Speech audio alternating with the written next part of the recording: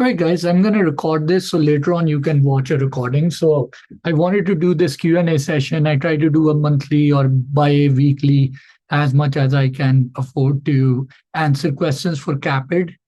And if you have anything going on that you want to ask regarding your application, regarding anything that you want to ask, you're more than welcome to ask. So does anybody has any questions regarding their application at the moment?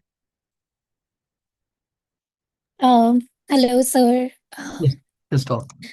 So I have a question does applying early in the cycle really affects your chances of getting admitted to any dental school? Yes, Doc. I I said this in the past to you. Usually, it does make a difference because most schools are rolling. Not all of them, but most schools are rolling. And understand the people who are in the admission committee, they have jobs. Their job is to find right 100 people, interview them, or find the right 50 people or 40 people and interview them and get 20 of them in their class, get the fee, and get the class started, right? This is the job of admission committee to do. Now, when you apply on time with all the right documents, you are helping them. So they encourage people to apply early because it makes their life easy as well. Because sometimes you have something missing in the documents. You have something, like in my case, one of the LORs wasn't signed. So then one school emailed me and told me, hey, your LOR is not signed. And I had to get it re-signed and re-upload and send. So if you're applying early, you can actually cover up a lot of mistake if that happens. And the otherwise, school likes candidate who are applying as early as possible. Now, it doesn't mean you go crazy and you like start to not sleep. And I see candidates who are under so much anxiety that they just go crazy that they want to apply early. So my suggestion is just to make sure you plan everything and apply as early as possible. Any other question, docs?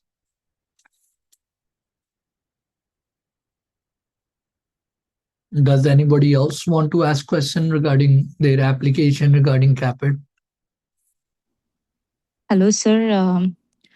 Uh, Recently, I'm applying for Colorado, and I just want to know that is there any opportunity that you can review the SOP for Colorado? It's not the writing part, just the reviewing part. Are there any opportunities from your side, like we can register to? So, doc, in between, whenever I get free time, I can just give you a brief feedback on it. Mm-hmm. I can do it. If you want to set up a time with me or Zoom and I review the document for you and help you with the guideline, there will be certain costs with it. Mm-hmm. Uh, if you want to do it, I can try to figure out a time. Just message me later on afterward, and I Okay, can try doc. to figure out if you want to set up a Zoom session where I can help you with that. Otherwise, if not, I could just give a free, like a feedback on it. Okay, doc. Okay, thank you. Yeah. Somebody posted if you guys can unmute and ask, but if somebody wrote down that universities don't consider participants online MPH program, and they, well, doc, just use your own, like, own intelligence. If you were hiring an employee, obviously you will give more benefit to the one who went in person, right? But now, if somebody did not go in person but still did online, at least they are better than doing nothing. Do you understand what I'm saying? So the point is that I'm saying is that yes, obviously everybody would prefer something in person, but if you have not done in person, you have done online, it's better than not having anything at all. Does that make sense? Like, for example, if somebody did not get a dental assisting job, at least they shadowed. Does that make sense? Okay. So is it preferable to add school to send to the? I wouldn't do that. I would wait till your score comes in, then you upload and then you do it. Because sometimes your score is not very good. And then you're like, oh, I did not wanted them to see this, but you already sent it. So don't, I would rather wait. All right. Any other questions regarding the application, regarding personal statement, regarding LORs? Hi, doctor. How are you? I'm doing good, doc. I just passed the exam, IMBDA. Is there still time to apply through Caapid? For which university are you applying? For Colorado, yes. Colorado is one of the school that has time. If you upload all your documents on time, you put your TOEFL score and everything. There's a lot of requirements, doc. The people up here will tell you like you have to send LORs, you have to put in application, you have to be planned, you have to do it on time. But if you do it, yes, there is time for So that. in general, the cycle this year cycle finish in March. Almost, yes. It starts in March. Most of the cycle is finished except for University of Colorado. Got you. Thank you so much. And about like residency. I don't mainly work for with residencies, doc, because there are a lot of variations. You would have to check it yourself. Oh, thank you. Thank you so much. Sure. So, doc, when you ask me, do we have to write individual statement person? So you have to. Uh, every school is different. Colorado asks you to write and I made a lot of videos on this. So Colorado asks you to write a separate one. UMNN, Minnesota asks you to write a separate one for them. Some schools don't. So every school has their own requirement. When you are applying, you will see in the supplemental application what requirements they have.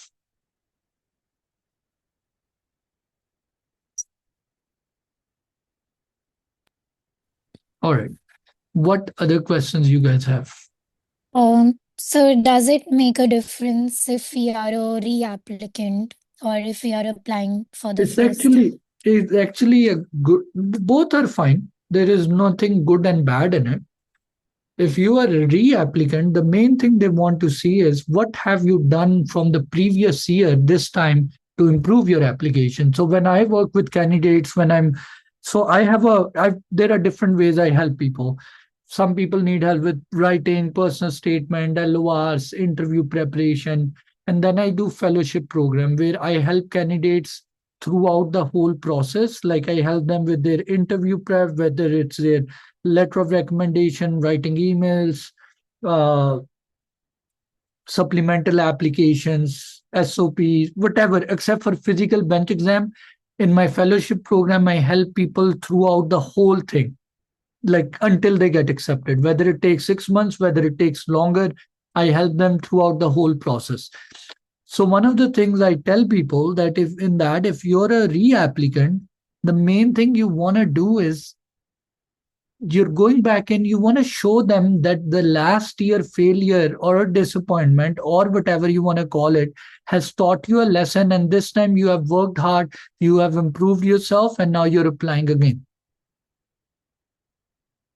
Does that make sense? Yes.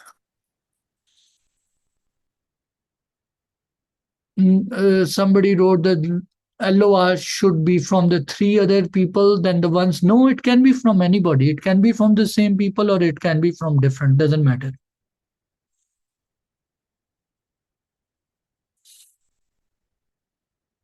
All right. What other questions do you guys have?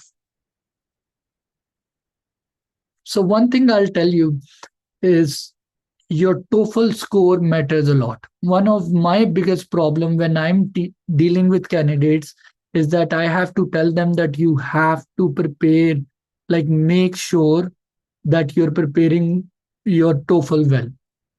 TOEFL is a very big issue. Like people don't get enough score in it, and then it just puts you in a very difficult situation. So kindly work in your TOEFL. And the second is bench exam is very important. Start as early as possible. I did a video with Dr. Duggan. He's in California. People who take services with me, I have a kind of like a contract or whatever, not a contract, but kind of like a deal with Dr. Duggins that people who work with me get 10% discount with him. But start preparing on your hands-on bench prep skill as soon as possible. So the next question is, if I have experience of Canada 3 years, do you think US? No, it's not needed. But if you have on top of it, Doc, the problem, your questions when I'm reading, you're looking at everything as a requirement.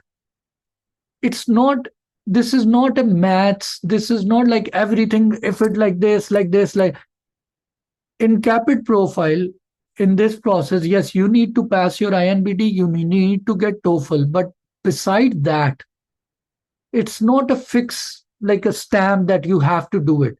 The point is, what you want to do is you want to have more experiences to show that you're somebody who's learning. That's the main thing. It's not about having one thing or another.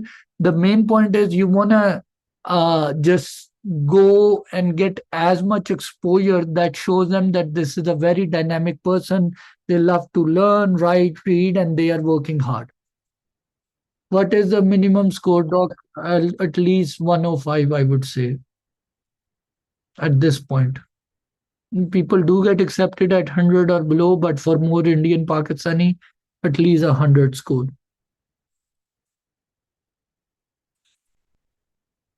All right. What other questions do you guys have? Sir, for the Colorado, we have to submit 3 LORs, right? So the 3 LORs should be with the same person which we Doc, submitted in the Caapid application. I just answered this. If you did not hear me, somebody asked me, I said it can be anybody. It can be different or same, doesn't matter. Make sense? Yes, sir. Okay. How can we make our LOR strong and more efficient? So, Doc, there are 2 to 3 things that makes an LOR strong. Number one is the letterhead and the person. Now, that person can be a chairman of USC University, or that person can be a private practitioner. But the letterhead that they are using or their qualification or designation makes a lot of difference. The second thing is the kind of words and how personable they are. I have American people who would write a letter of recommendation and just say, this person is very good team player and communicable, and I refer them for your program. Literally 2 lines, that's it. So the amount of words or things that they mention in that letter, that also matters. Okay. So how much they are telling. Okay. Dr. Sanya, yes, you had a question. Mm, Yes, Dr. Adriel. Thank you so much. I have a question which is regarding the job that apart from a dental assistant job in a dental clinic, what all roles can we apply as a international dentist? Do you have work authorization? Yes, I do have. You can go and get any job you want, but I will just tell you schools like clinical work. You can go Okay. and get a hygiene license in some state. You can become NAFDA, you can become a front desk, you can become an office manager, you can become a regional manager. You're doing it for the money. You can become a DJ, you can become a hairstylist, nobody cares. But the point is, schools prefer people who have more clinical jobs and clinical exposure. Okay. Does that make sense? Mm-hmm. Yep. Okay. Thank you so much. So if your state allows you to become an NAFDA, if your state allows you to get a hygiene license, so you have to figure out what other, some people teach at dental assisting schools to become an instructor. They even do that. But again, I'll tell you that school prefer clinical work. Mm. Okay. Will Okay, thank you so passing, much. sure thing. Will passing INBD second attempt?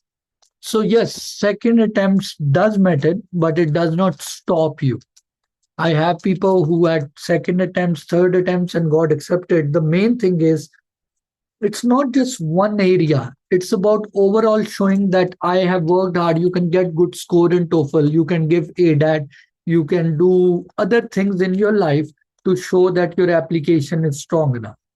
So you can do other things, but it's not just one thing. It's always an overall accumulation of your story that what have you what have you been doing? And failure is fine as long as you learn from that failure. No, doctor, practice manager is a management job. You're managing. The word says it. It's not a clinical. Do you make temps crown while being a practice manager? Most probably not. So it's not a clinical job. Regarding volunteer jobs, can we do volunteer jobs? Well, doc, volunteer jobs can be in dentistry, outside of dentistry. There's no right and wrong. It just depends on you. What options do you have? Maybe you live in a town or in a place where that's the only option you have, right? That's the only thing you could do. If that's the only thing you can do, then do that.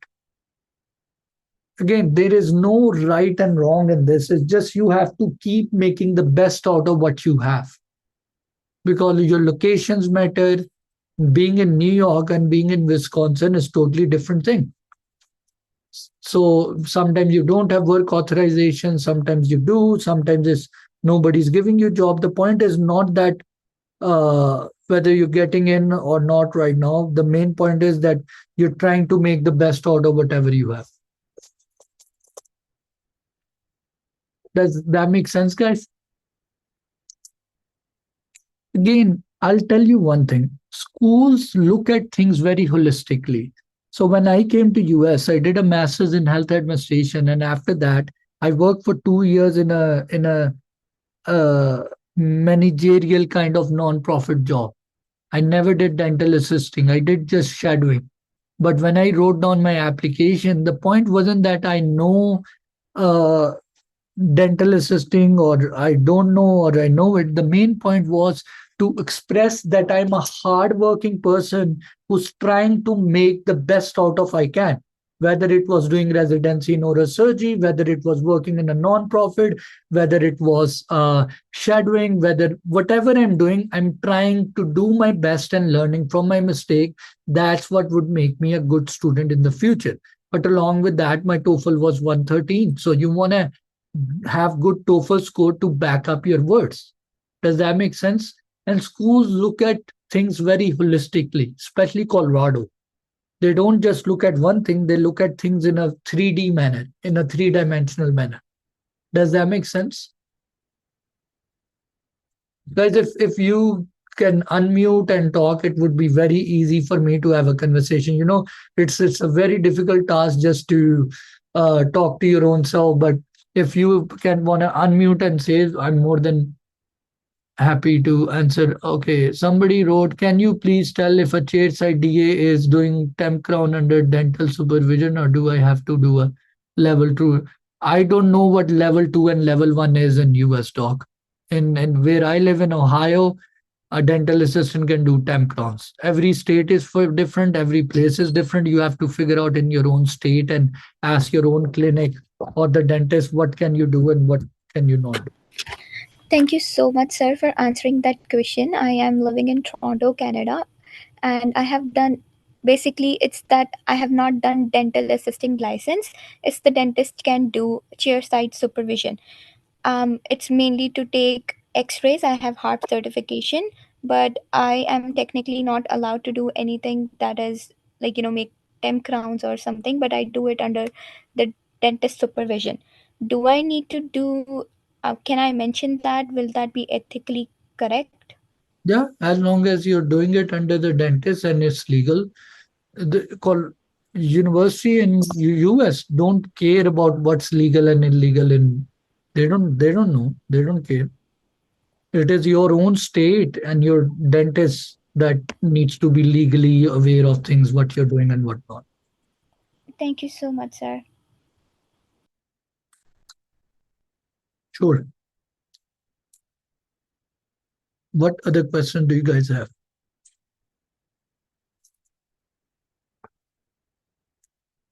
The funny thing is, during the week, I get so many messages and I tell people, hey, join the Q&A session and I'll help you out. And then everybody's quiet. How many LORs do you think is like needed? Is it 5 or 4? So 3 are your necessity.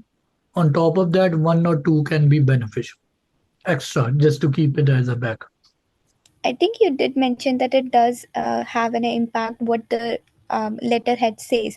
So does that means that more the qualification of a doctor that is writing is Doc, more not important? just the qualification, the institutions, doc. Obviously, if somebody is a professor of Harvard and somebody is a professor of some school in India or Pakistan, who would they weigh more?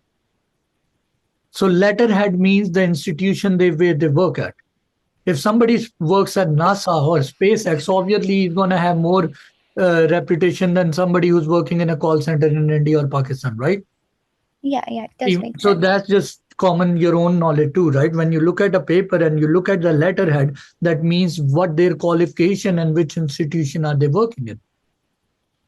Okay. So any advice on the new TOEFL pattern? So for that, I would suggest watching Noteful's video, Joseph's. I do have a kind of like an arrangement with them that if you want, I have discount coupons as well that you can utilize. I think when I was preparing for TOEFL, I used to watch Noteful videos and they were very helpful. So I would just suggest like follow his channel and that would be a good way to kind of look at things.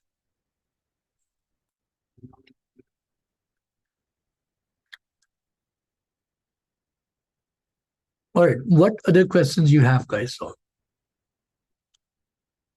one thing I'm going to suggest you, first of all, if you're, is there somebody who has never applied to Caapid before? Is there anybody up here? Yes. So number one, pass your exams. Please do not try to do a lot of things at one time. Just go and conquer your exam. One of the key problem I'll tell you that I see is that people are trying to do 7 things at a time and then they don't get anything done. Please take a paper and pen, write down your problems or your challenges or your goals and pick one goal at a time and conquer it. And just don't look at anything else beside that. Once you have done that, then move to the next one. Have you played video games, or if you've seen Harry Potter, or if you've seen Marvel? You know, in Harry Potter, to get rid of Voldemort, he had to go and kill those Horcrux, right? Those things in which he has a part of his soul. The point was, in at one time he's only going after one Horcrux, and when he's going after that, if I'm pronouncing it right, when he's going after that, there are different challenges that come in front of him. The same way, when in the Marvel, when they are trying to get the stones, they have to go after each stone, and which brings its own problems. In the same way, rather than worrying about putting a DDS next to your name or becoming a dentist in US, understand this is your journey. This is your own Harry Potter movie. This is your own life. Trust me, you're only going to live this once. And start looking at that whatever challenge you have is kind of part of your own journey, and your job as a person is just to overcome it. I was reading the book. Most of my friends have read it 20 years ago or 10 years ago, Alchemist. And the whole point of the journey is that you're going to get your own challenges, but pick one problem at a time and just try to deal with it, because that is a learning for you. If you're going through TOEFL, if you're going through a second attempt at INBD, if you're dealing with any other thing, remember this is your own learning. Just conquer that part. Once you do that, the future will take care of itself. The problem that I deal and I see other people dealing more than me is that we are trying to deal with 7 problems of the past that we can't control. We are trying to jump into future, which is ahead of us, and we are not taking care of the present. So my suggestion is be very cognizant, be very aware about your present. All right. And just go after that once and like pick one problem and conquer it. Once you do it, you will get help for the next task. And if you do this, you realize that this whole thing is a marathon. There are 50 miles that you have to cover. Think about 1 mile at a time, then think about the next mile, and then think, and eventually you will reach the 50th mile. It's just how this process is because it's very lengthy, it's very consuming. You will get overwhelmed. So, can you make a video for I graduated in 2023 doing a master's in health informatics DL.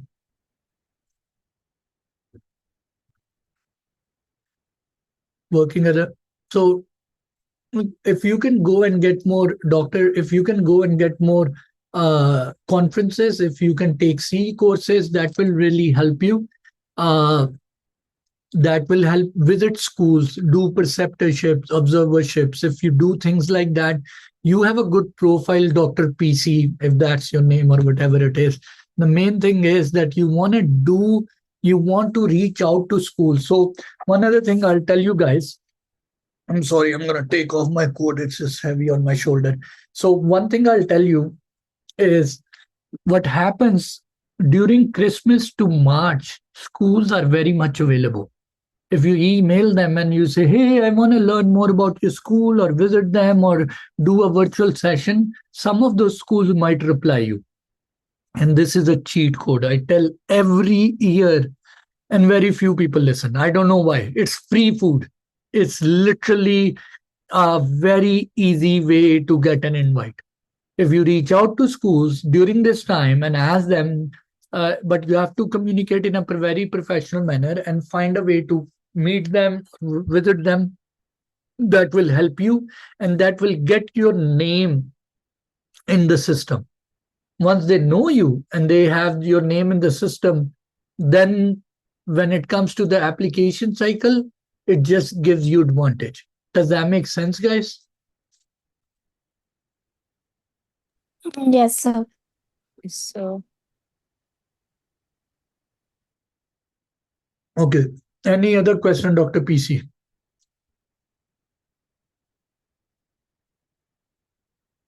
Okay. All right. The other thing I'll say is, have any of you guys gotten interviews during this year?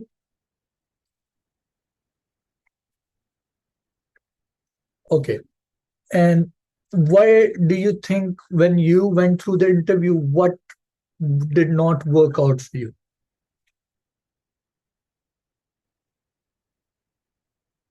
The bench, yes. Bench doc, I would say, if you come to me one day before the interview, I promise to God I can train you in that. But when it comes to bench exam is like playing guitar or piano. Whoever has spent more time and years doing it will beat you. Okay. So try your best when it comes to bench exam, do very well. Because what I've learned, I've trained people for interviews, but because their bench did not go good, they were nervous in their interview too, and they botched it up. Does that make sense what I'm saying?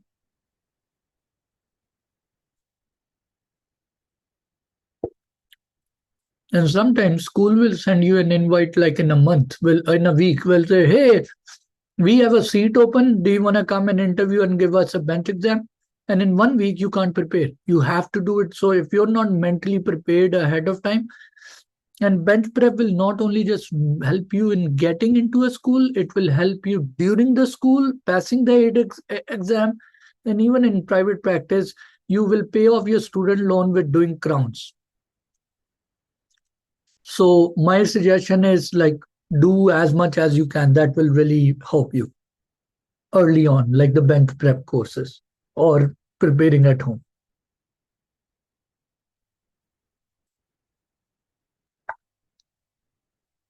And for the other people, the interview part,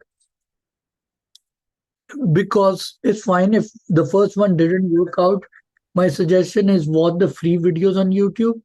Start writing down your answers, start to communicate better, understand how to it's people reading, it's emotional intelligence. When you do in interviews, you're pretty much, I tell, it's like a date. Somebody saw you on paperwork on Tinder and liked you, but now they want to meet you over coffee and they judge you from there. So when you're going in there in the interview, I tell people it's a lot of likability factor. It's not just about being the smartest kid in the town. It's about actually, if they like you, they will like you. There is favoritism. In bench exam, there is no favoritism. Either you know how to do a class 2 or you don't know. Does that make sense what I'm saying? Okay. Any other question, guys? If somebody wants to unmute Dr. Amneet, any question?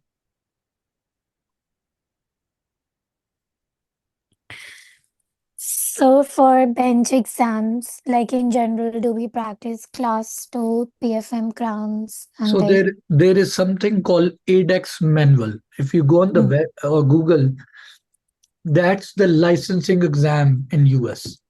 Most of these bench prep are derived from there.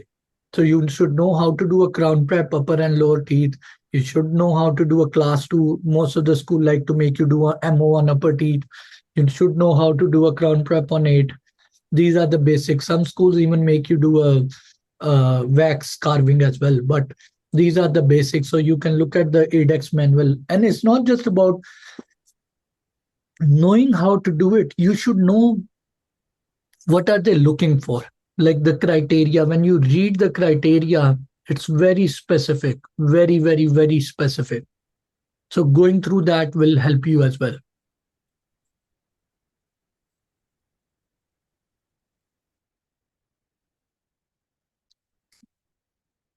Okay. What other questions do you guys have?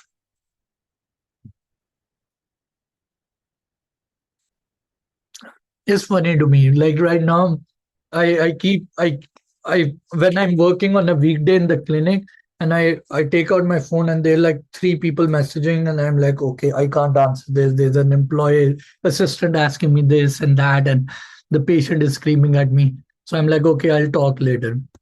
So now I'm all open. If you have any question, you can ask me.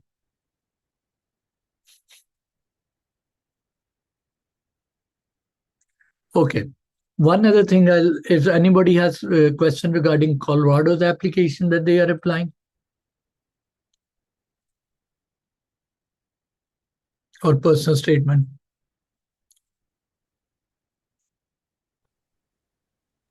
Hello, Dr. Adriel. Thank you for the Zoom meeting. Sure. I have a question regarding my SOP. Mm-hmm. Is that good to mention if we plan for the future that we would like to apply for residency after our 2 years, or we should not mention it? You can, if you really like it, and even in your past school and past training, that's something you did in the past, you can always mention it, that you've always been very much inclined towards endo or ortho. Now, the thing they might do is, during the interview, they might ask you, like, why don't you apply for endo residency directly? Why do you want to do a general dentistry, DDS? So but that's a problem for future when you get an interview. But yeah, you can write if you like something and you want to do special in that. That's pretty good too. Thank you so much. Sure. Can anyone apply with a TOEFL score? I've seen people getting accepted with TOEFL 92 as well. The point is, if you're an Indian and Pakistani, well, most Indian Pakistani score is good. I have Ukrainian friends who did not have a lot of score and they got accepted because it varies a lot. And beside TOEFL, they look at your overall profile as well. So can you apply with 98? Yes, you can, but it depends on your overall application. The people I work with my fellowship program, and I work with their Colorado application, whether it's Caapid application. I'm doing all the writing work with them. It's a it's a little bit expensive program that I do right now. It's 5,500 that can be paid in installments. But what I do is I help them write emails to school. I help them filling in their application, writing personal statement, writing resume, preparing them for Casper exam, Casper interviews, MMIs, one-on-one interviews, uh, supplemental applications. And regardless of how long it takes to get accepted, I coach them. But one of the things I am very picky upon is how much is their TOEFL score. Because I can help you change certain things, but some things are your foundation, your TOEFL score and your bench prep course. I can't change that for you. There are certain things that you have to do. So those are some of the things I really look into when I'm working with candidates. So I would definitely suggest to work on that part.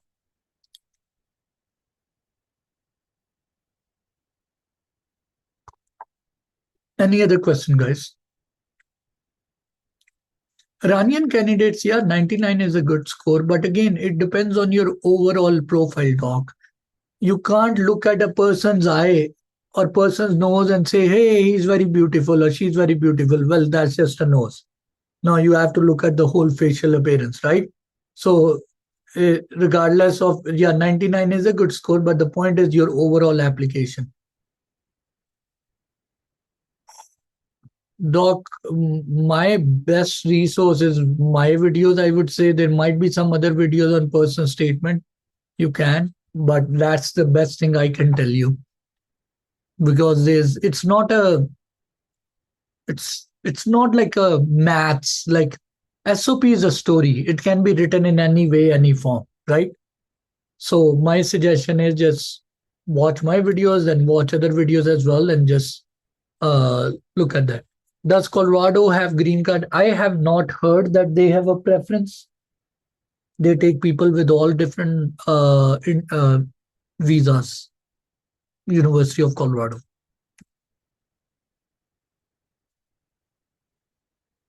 Any other question, guys?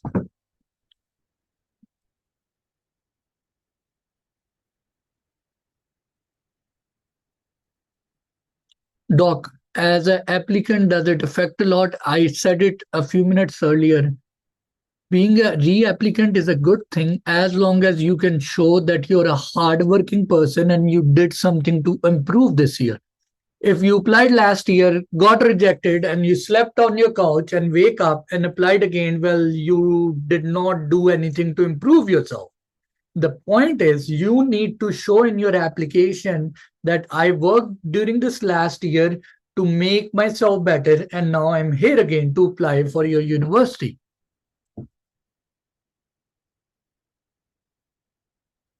Does that make sense?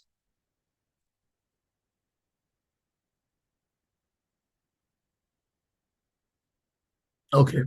Any other question, guys?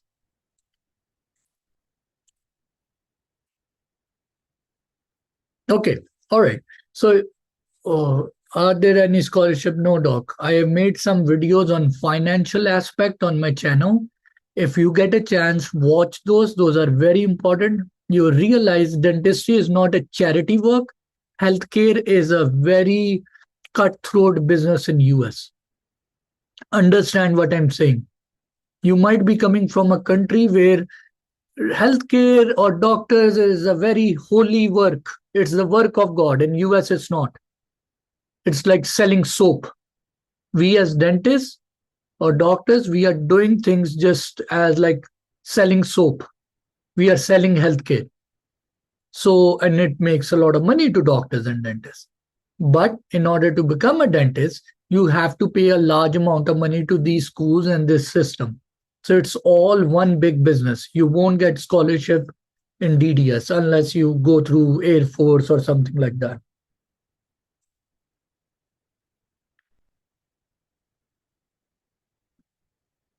All right, guys. If you have any other questions, if you're looking for help with your personal statement, if you're interested in the fellowship program, if you need help with the supplemental applications, you can always message me and I can help you out. If we took a gap year and plan to apply next year, no, as long as you mentioned that you were doing something, maybe you had kids, maybe you had family responsibility, maybe you have something, it's totally fine. They know, like sometimes visa issues are there, green card issues or immigration or sickness or health. So 1 year is fine as long as you tell them that there was a reason you had to go through certain process. All right. The other thing, again, I'll tell you, this is a stressful process. If you haven't dealt with that, it's stressful. Key thing is to break down your tasks into smaller goals. Otherwise, this will eat you up. I'm telling you again and again and again that one thing, that if you want to go forward with this process, learn to break down, map this down into smaller tasks. All right. So you're asking, do you charge for the support? Yes, doc, this is a business. I do free sessions, but I am a business. I do charge for it. It depends on what you need. I charge. There's a website. It's in my YouTube video in the description. It's called Caapid with .Adriel.com. You can look at all the prices. Like for interview, I charge $600. For personal statement, I charge $600. For letter of recommendation each, I would charge like $150 each. So it depends on what you need help with. And then there's this fellowship program where I help candidates throughout the whole thing, whole process. But it depends on what the candidate's qualification and profile is like, because I don't take everybody into the fellowship program, because if your basic foundation is not strong enough, I won't be able to help you. So that's the thing. Dr. Shweta, since you just joined, do you have any questions? We were about to leave, that's why I'm asking.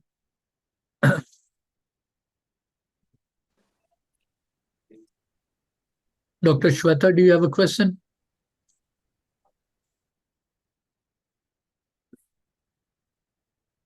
Okay. All right, guys. If you have any questions, you can always text me. I'll try to get back, or one of the person from my team will. And I wish you all the best. One other suggestion I'll say, watch the videos. Those are free content that will help you so much. You can start your own YouTube channel. I'm telling you, there's a lot of information up there that you need to look at. So use that free information. So for the fellowship program, TOEFL should be 100 or above, and it depends on your overall profile as well. Somebody asked, do you recommend to do WES evaluation for a chance to get higher GPA? Most people do ECE. Only Western University and Loma Linda take WES, but otherwise most people do ECE. All right. All right, guys, take care. If you have any question, just text me. I'll try to share this recording in the next few days. All right. Take care. All the best.